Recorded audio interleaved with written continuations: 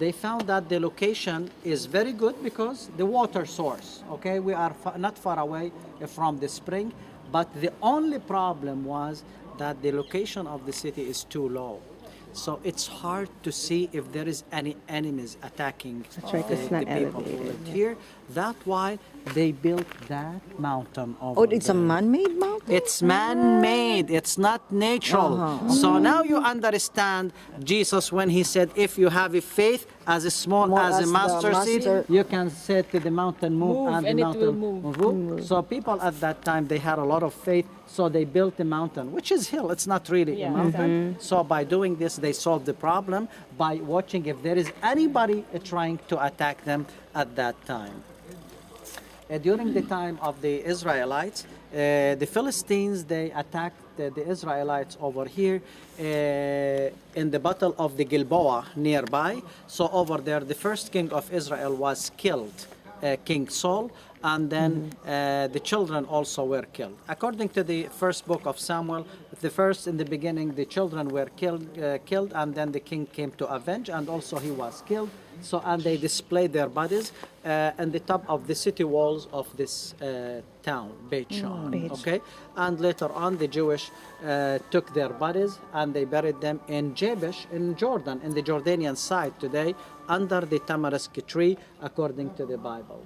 During the Greek period, the Greeks, they believed that the wet nurse of the god of the wine, Dionysus, she was born here, she grew up, and she was buried over here. So, and her name was Nysa, so they called this city Nysa, N-Y-S-A, Nysa. That's how they called this city at that time. During the time of King David destroyed all the Philistine cities, okay? And King Solomon, his son, he is the one who rebuilt it, okay? This city became administrative city during the time of King Solomon. This city reached its zenith during the Romans period.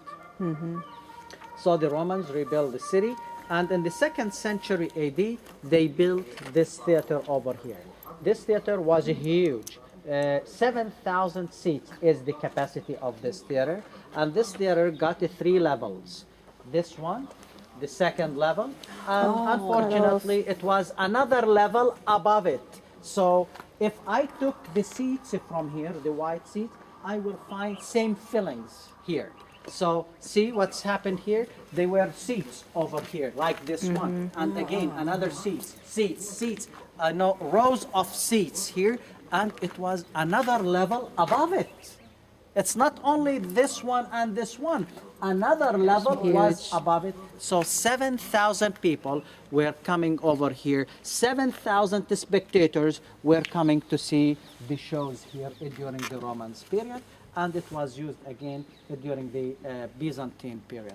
During the Byzantine period, this city was the largest city in this province. So that's why they used to call it Secondo Palestina, or Second Palestine. Palestine is the whole country. Second Palestine is this city. So they ruled over until the year 638. The street you see it here, this used to be the Cardo.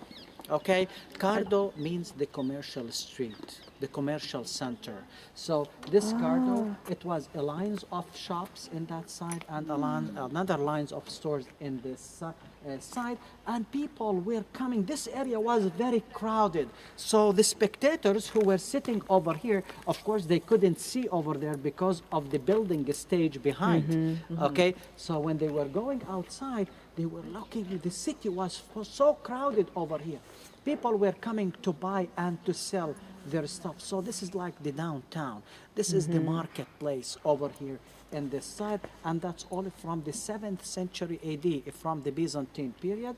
In the end of the street was a big basilica for the Christians at that time, destroyed in 749 by earthquake. And there is another street, we're calling it Salvanos. You know the name Palladios, Salvanos, all these names, we found it over there like a mosaic floor with the name of the king who built it. Okay, that one. Palladios. Yes. Palladios was Palladium one of the Byzantine Hotel. leaders. Salvanos is over there. And the building with the big domes over there, that was the served the people as a public bathhouse.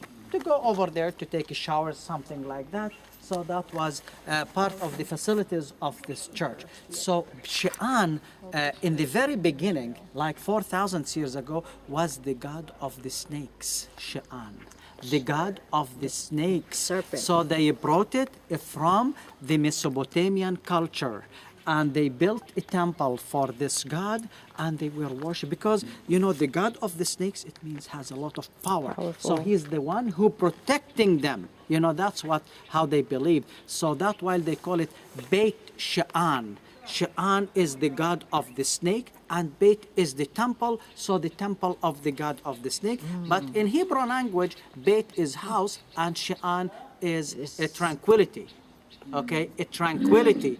And also, this was the place where they were finding the tranquility when they were traveling from the south to the north, or from the north to the south. During the Crusader period, the Crusaders rebuilt part of the city.